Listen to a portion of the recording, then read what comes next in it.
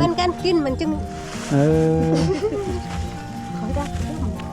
โอ้สาวบ้านปั่นโนให้เบาลังก่อนจะได้เข้ามากินบ่แม่นง่าย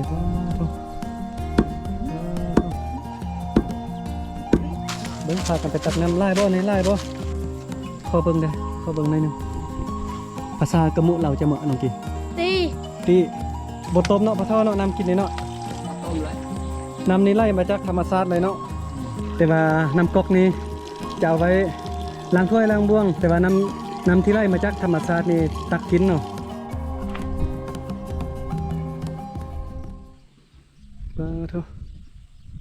บรรยากาศหมู่บ้านที่ตั้งอยู่จอมภูจอมผ้าอยู่กลางป่ากลางดงแบบนี้พ่อแม่พี่น้องหมู่บ้านนี้กว้างใหญ่ขนาดเลยบรรยากาศวิวสวยงามลมพัดเย็นดีเนาะมื้อนี้บ่าวลังก็พาพ่อแม่พี่น้องมาเบิ่งภาพบรรยากาศอยู่หมู่บ้านกลางป่าแบบนี้วันนี้แม่เฒ่าเราจิตต่ำเข้าพอดีแม่เฒ่าเฮ็ดเวียกเฮือนเนาะมาเบิ่งว่าหัวโลนี่อันนี้วะมันครบต่ำเข้า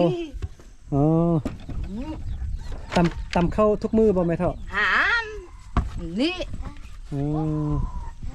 เอาเข้าใส่ในนี่แล้วก็ต่ำเนาะต่ำทุกมือบ่ต่ำลายบ่หามต่ำลายเอ็ดเนาะต่ำพวกให้ตักเพิกมือได้ว่างโอ้สาบานว่าจะต่ำเฉพาะแบบสมมุติว่าจะกินมือนี้ก็ต่ำเฉพาะที่จะนึ่งกินมือนี้จะบ่ต่ำลายก่อนจะได้เข้ามากินบ่แม่นง่ายป้าโธ่เบิ่งไม่เท่าต่ำเบิ่งบ่นี่น่ะป้าโธ่นี่ก็แม่นวิถีชีวิตของสาบานจังนี่เนาะตอนเช้าหรือว่าตอนแลงสาบานก็จะต่ำเข้าเพราะว่าบางครอบครัวก็ยังบ่ทันมีหงซี่เข้าเทื่อก็ยังต่ำเข้าแบบนี้ถ้าว่าครอบครัวได้ที่มีหงซี่เข้าแล้วก็จะบ่ต่ำเนาะหรือว่าครอบครัวได้ที่ว่ามีหงซี่เข้าแล้วแต่ถ้าว่าเฮาจะต่ำน้อยนึงยกตัวอย่างคือที่จะเฮ็ดเล่าให้แบบนี้นะเอาจะต่ำน้อยเนาะเขาเจ้าก็จะเอามาใส่ครกแบบนี้นะแบบขนาดน้อยนะสับนี้เขาเจ้าก็จะต่ำเอา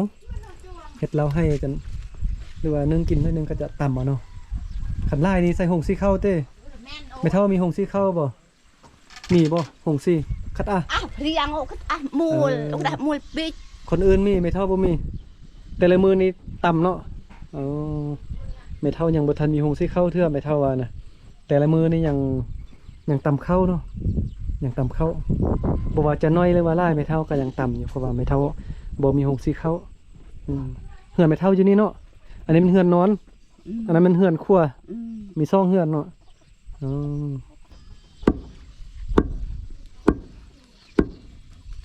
ก็อ้วนเลยปูนตับเข้าตัวนี้เนาะทิ้งจับเนี่ยตึ้งทีจับที่นี่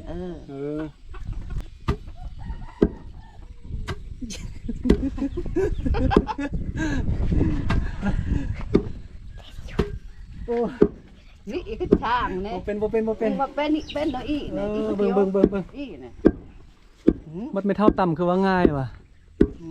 อ้วนเลยปูนมันเบาล่างต่ำคือบ่เป็นเนาะเบิ่งคือจะง่ายแต่ว่าเฮ็ดบ่เป็นเนาะยากเนาะ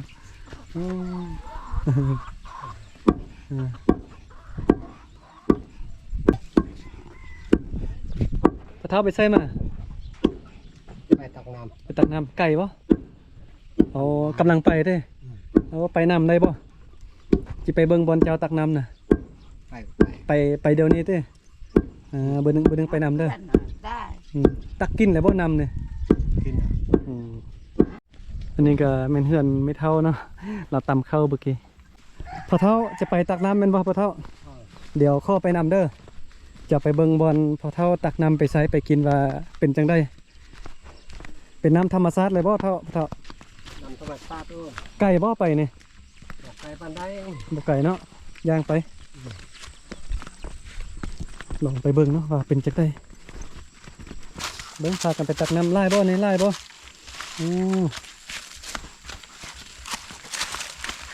ระวังลมเด้อตึงหน่อยไปตักน้ำนี่ลายขนาด อันนั้นเฮ็ดยังเนี่ยขอเบิ่งได้ขอเบิ่งหน่อยหนึงอันนี้เอาไปกินบ่เฮ็ดนี่คือได้น้อยแท้อันนี้คือได้น้อยแท้อันนี้เฮ็ดยังภาษากะมุเราจะเหมาะน้องกี่ ตี ติเออได้น้อยเดียวเนาะเขาเฮียนบ่เนี่ยเข้าปอยัง ปลาห้า ปอห้าจักปีแล้วตอนนี้ปันเมื่อปี 7 ปี 7 ปี ซึ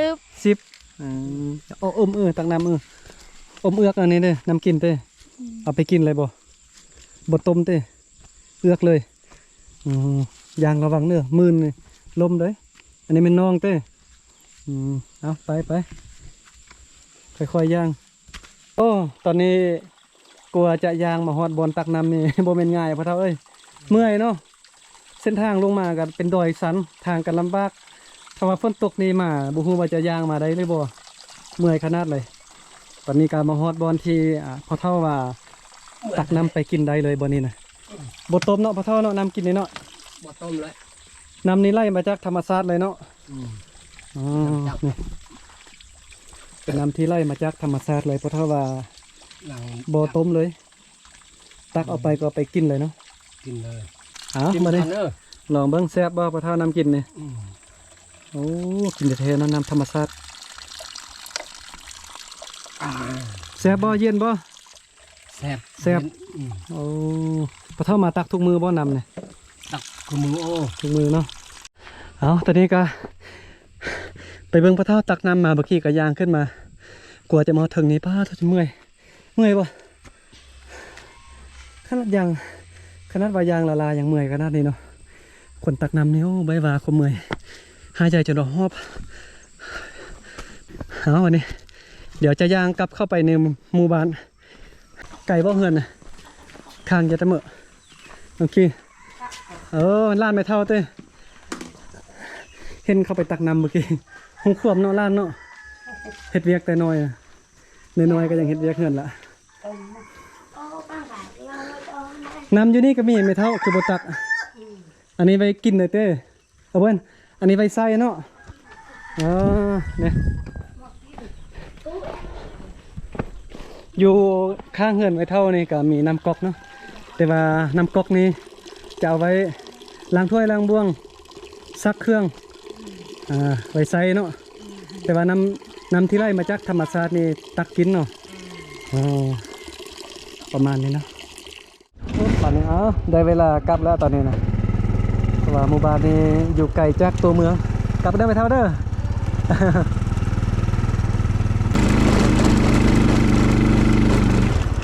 โอ้ดอยสันขนาดเลยบ่นี้นะยามฝนนี่ไปบ่ได้แน่นอนเนาะบ่นี้นะ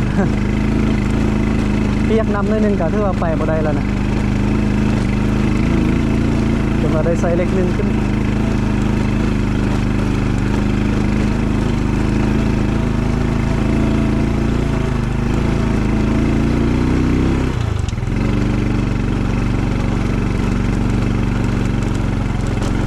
เส้นสะบานไปให้ไปส่วนมาก็บอกเตะเครื่องมักหลายๆโอ้ยแบะเขาเจ้าเรียนแบะเต็มนี้เลย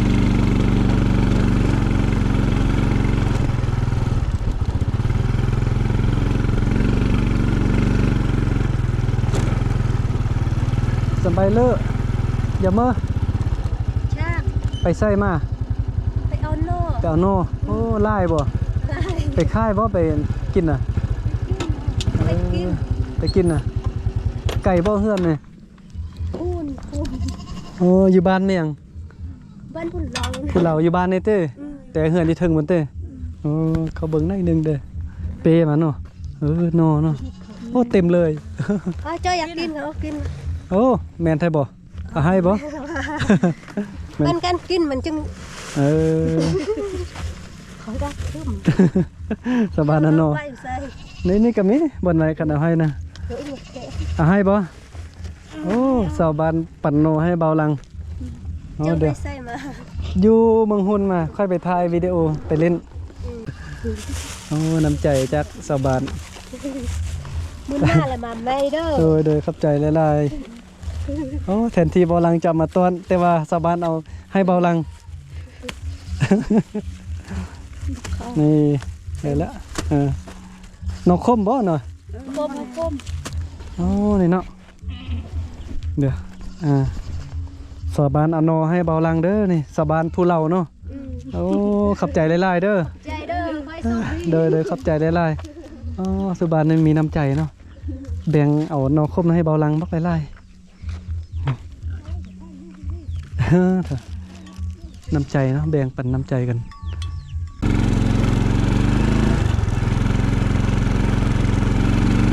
ได้เวลากลับบ้านพ่อแม่พี่น้อง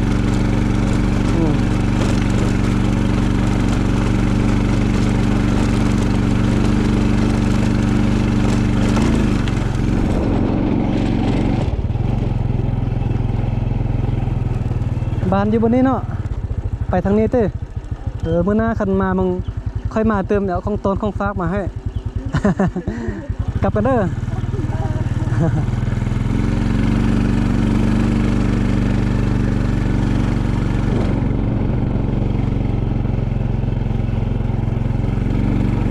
ไปไส่มาไปเที่ยวลิ้นโอ้เบรกล่างเเล่นก็ได้ ที่บ้านเลยไปใช่ ไปบ้านแล้ว เจออยู่ใช่มา มึงหุ่น มาเที่ยวมาเล่น ไปไส่มาเนี่ย